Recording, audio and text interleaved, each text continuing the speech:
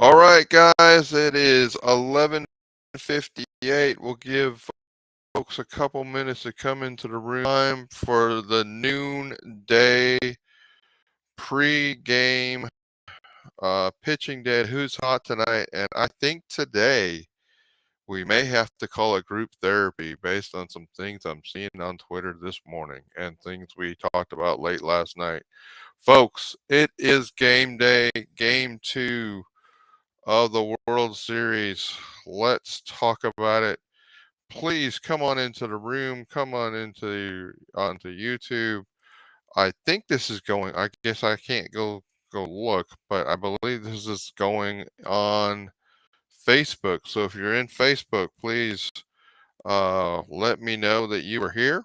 And I'm gonna jump on Facebook real fast while we give everybody a minute or two and see if I can see the folks on Facebook joining or what that looks like. Because today we're doing Facebook instead of Twitter. Let's see here. Let's see. Uh-huh. Uh-huh. Okay, I'm not sure if that. Yep, looks like it's playing. So I don't know if folks are there on the Facebook side, but I will keep my Facebook open. And guys, if you want to ask questions on the Facebook side, go ahead and leave comments there. If they won't come into my chat, then I'll look for them on the Facebook side periodically through this. Okay, I see we got at least a couple folks maybe in the room. So between Facebook and YouTube, let's talk about the daily game preview. All right, so what we're going to talk about today, we will briefly touch on being down 0-0, ramifications of it. I'm going to double back to a couple things before we finish up. We're going to talk about the game 2 matchup, Wheeler versus Valdez. We will see what that includes. If you've read the guide, you know was the game I was most worried about all along. So what does that mean for tonight? And then we're going to talk about the lineup because I understood that I guess there was some information out there that Jordan Alvarez is supposed to DH tonight. What are the ramifications of that? Who's going to play left field? And what's really the best thing to do tonight? And then I am going to hit a couple tweets that have been out this morning that quite honestly, I love you guys, but I feel like I don't know. Let's talk about them, okay? So here we go. Let's talk. The roster was set yesterday. No, obviously no changes with that. We will see if Nick Nelson and or Nick Maton get into the Phillies rotation or in the lineup today. You could see an option where Nick Maton, if it gets messy for Phillies, to save the rest of their bullpen. You could see something like that go. Okay, planned starter tonight is Valdez versus Wheeler. You can see from the ERAs, it's a straight up even match based on FIP. A little bit of advantage for the Phillies, not near as big as the advantage one can see here on. Let me make this a little bigger for you guys. Where you can see here on the expected WOBA. So that's a little disconcerting. Expected WOBA for Valdez in this matchup, and we'll talk about this as we look at the Valdez data. 344, Wheeler 297. What does that mean? So what are we looking at in this matchup with Valdez is so disconcerting with this? Number one, we don't have full data for a few of the Phillies. There was not enough data in the database for me to collect the Gene Segura. So I don't have the cutter data that I need to actually calculate a number. You can tell that Gene Segura against the other pitches that Valdez throws is pretty good. So that's probably another bad matchup. Brandon Marsh does not have enough. Well, I guess I will correct that, guys. He's lefty, and I just didn't see that. I will have an updated Brandon Marsh number. I just realized he's a lefty, and I'm saying it's a changeup data, but he's Valdez always changeup. That looks like it's a good matchup for Valdez versus the lefty Marsh. But here's the thing. Look over here on the right side. We got Kyle Schwarber projected WOBA. Remember, average projected WOBA is 310. Kyle Schwarber 360. Reese Hoskins 417. JT Realmuto 304. Bryce Harper actually not near as bad, not near as predicts as to be as good as those top three. And then down here, Alex Bohm, guys, that could be a problem with his 413. So there's a lot of red in here first versus Valdez. This was the matchup I was concerned about. This in Game 6. So we'll see how that comes out. But guys, that's not good. Just for comparison, here's the matchup versus Zach Wheeler, significantly more blue, and Yordan Alvarez should have a good game against Zach Wheeler tonight. Kyle Tucker should keep up his hot streak in the World Series with a great Game 1. Alex Bregman looks to be average, and Trey Mancini. I mean, we've said it over and over, guys. At some point, let's hope Trey Mancini breaks out. Now, let's deal with the question here. This is one of the biggest questions of the day. If Yordan Alvarez is going to play, if he's going to DH, do the Astros put Trey Mancini out in left field? Guys that are on YouTube, go ahead and throw me your comments on that. I'm expecting that most people, in fact, maybe I should do a poll for this. If I put out a Twitter poll saying, "Hey, who do you start in left field today?" and I don't give Yordan Alvarez because Yordan Alvarez is DHing, I don't know how Twitter would answer that question. Twitter is hating Mancini right now and his performance.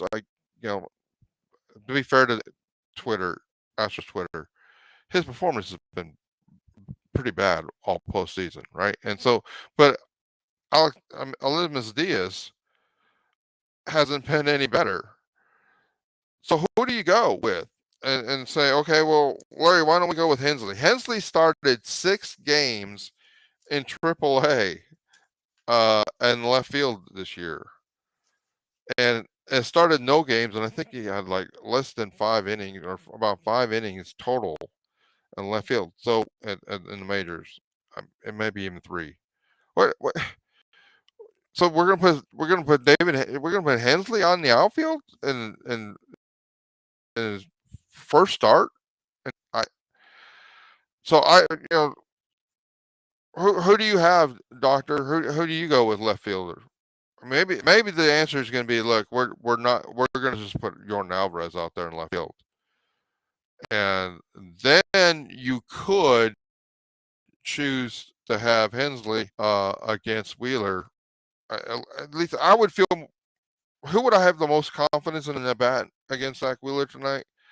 Just because Trey Mancini seems to be in this horrible slump, I guess it'd probably be David Hensley. I don't have enough data relative to Hensley to know, how he would match up against the secondary pitches. He's a good fastball hitter, obviously. So, I mean, maybe you say, like, look, let's put Yordan Alvarez back in left field. He has a day off tomorrow. Let's not try to be cute about it. I just don't think. So why do I say, like, Elizabeth Diaz is not a good option, guys. He's a 252 expected WOBA matchup with Zach Wheeler. Trey Mancini is the 3rd best matchup against Zach Wheeler on the Astros. Now, do we believe it? Because he's been good. Trey Mancini's been good in multiple other one of these matchup tables, but he just hasn't been good actually in the game. So, what are we supposed to do? And then so then you say, well, Doctor, I think they're gonna have second thoughts, and they may end up doing what you're talking about, just because they got to change it up. The other thing is, can we get some Christian Vasquez catching tonight? I mean, Christian Vasquez caught caught Valdez once, and Christian Vasquez. Martin Maldonado's a 194 matchup against Wheeler. I don't think we can afford that offensive black hole. Now, Maldonado's been doing better than would be predicted. Can we have Vasquez bat seventh? And and you can't start Vasquez at DH because then if you lose Maldonado to injury, then you're losing the DH. I don't think you can do that. So let's go Vasquez starting at catcher, bat him seventh.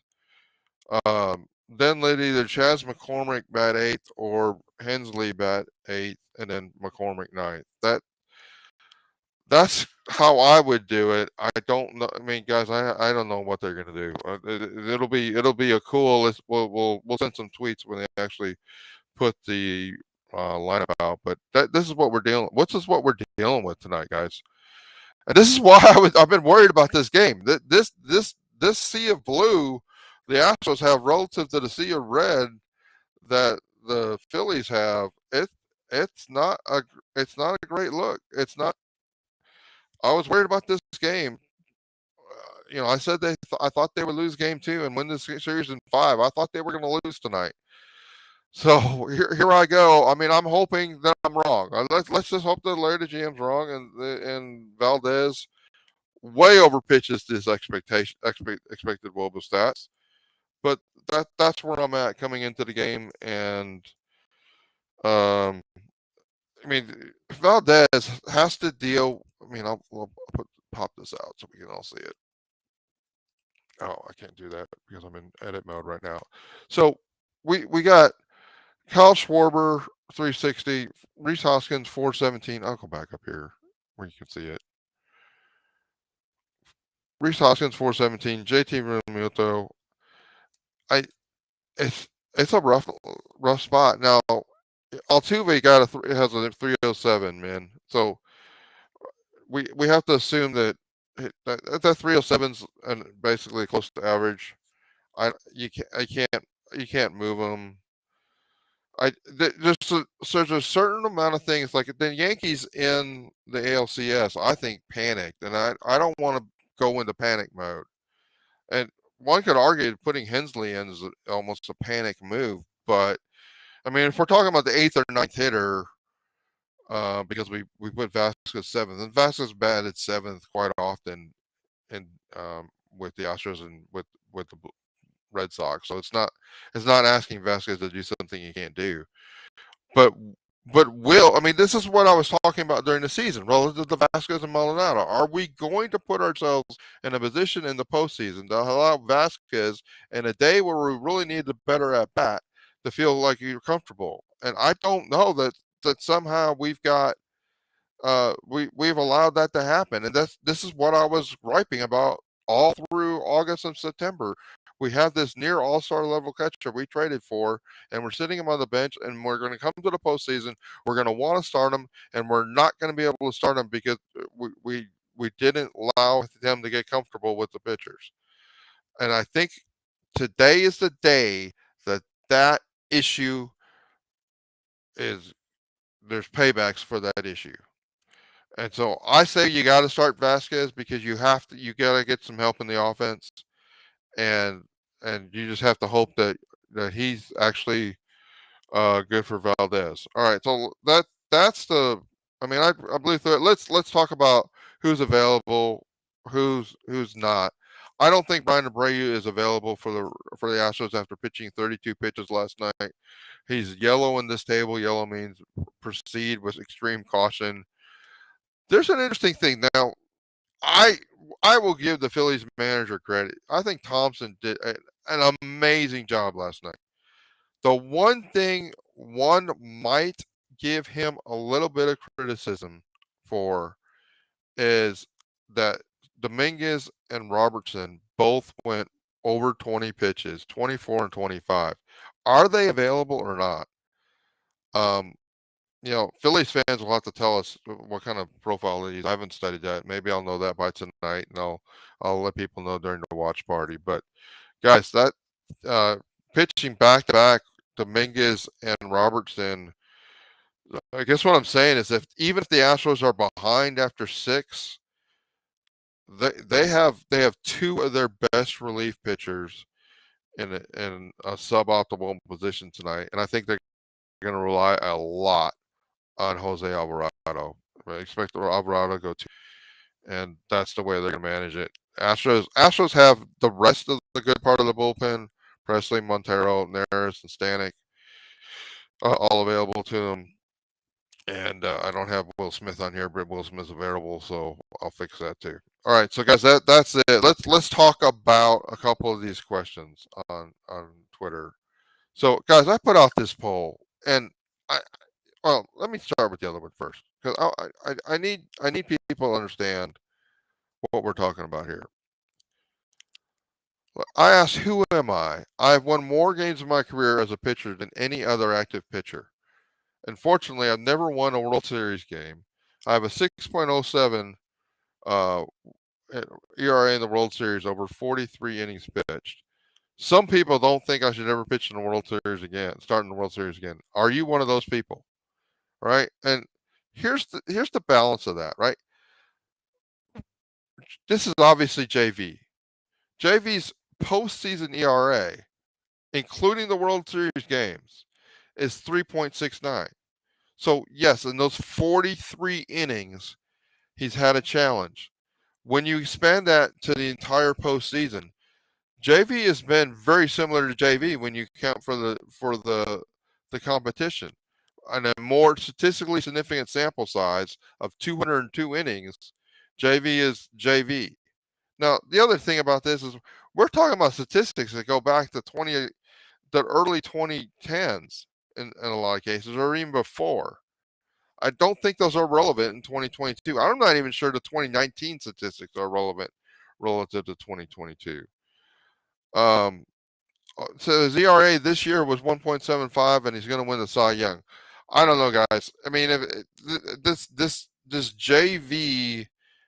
JV hate today has got to subside. And what are you talking about, JV hate? All right, so I put out this poll. This has got to be the most fascinating poll, one of the most fascinating polls I've ever done. Um, Here we are. We've got option A for if we get to a game 5. So the Astros would win at least one game. Let's say they're down 3-1. And the question is, who do you pitch in game 5? Option A is Justin Verlander. Option B is your Urquidy.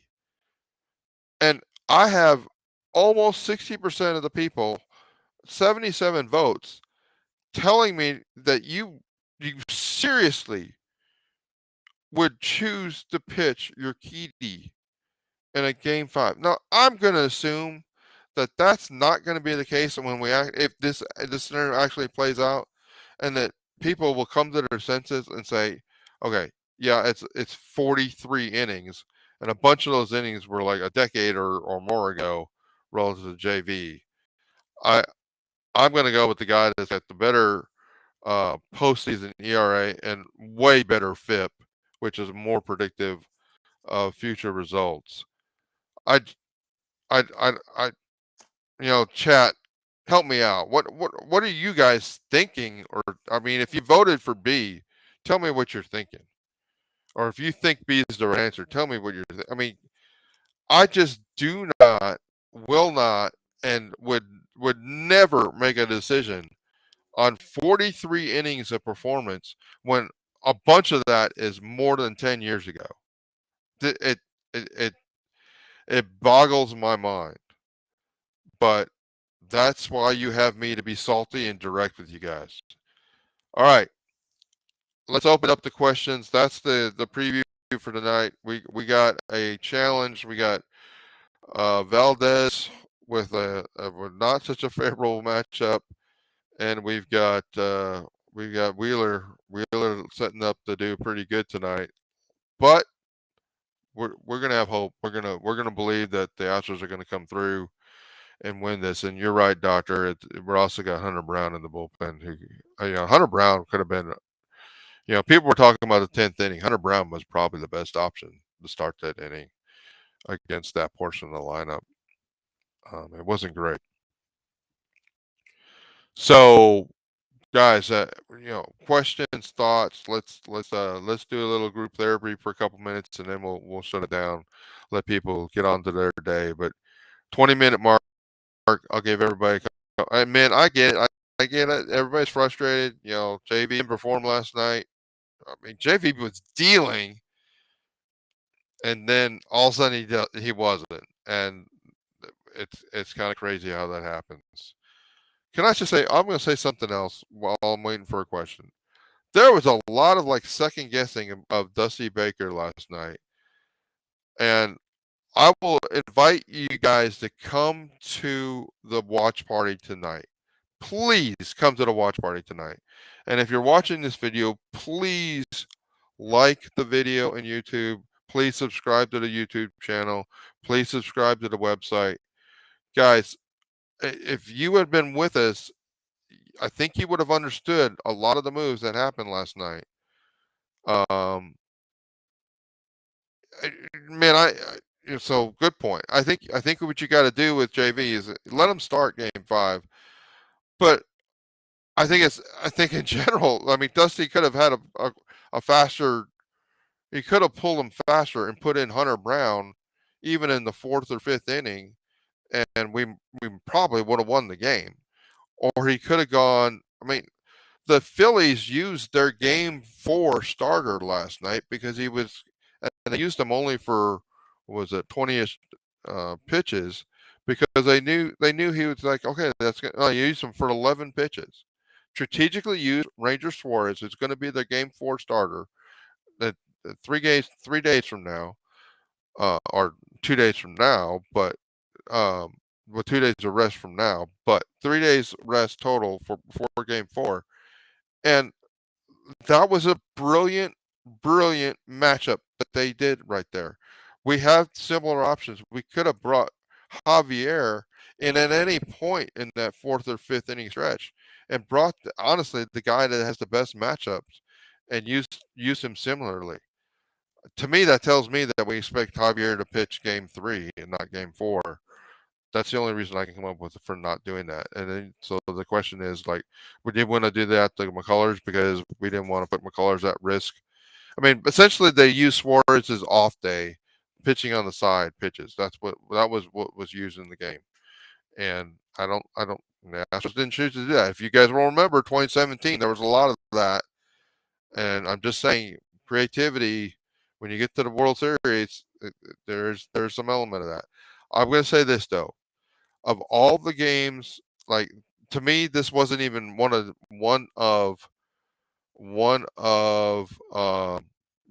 Dusty Baker's worst managed games of the year by far. There's many worse, and so maybe that's just because I had a better set of data sitting in front of me. I could understand the moves better than I normally do. I normally don't have this matchup data, and they do. So, okay, guys, I'll shut it down there. I mean, man, I see Javier was supposed to be in the bullpen, and they never used him. So I don't really understand. Like, are we going to look back at that like we look back at the Cole non-appearance in the World Series? Like, wait a minute, we had Cole sitting in the bullpen, we had Javier sitting in the bullpen, and the game got away from us. Why didn't we do the same thing that they used with Suarez? I don't know. We can't do it tonight. There's not enough time. I mean, you don't want to burn a starter, but you could use Garcia. I don't know if you can bring Garcia back after 16 pitches last night. Probably so, but tonight has to be Hunter Brown night and those sorts of opportunities. Okay, guys. Thanks for the talk. Let's go get them, Astros.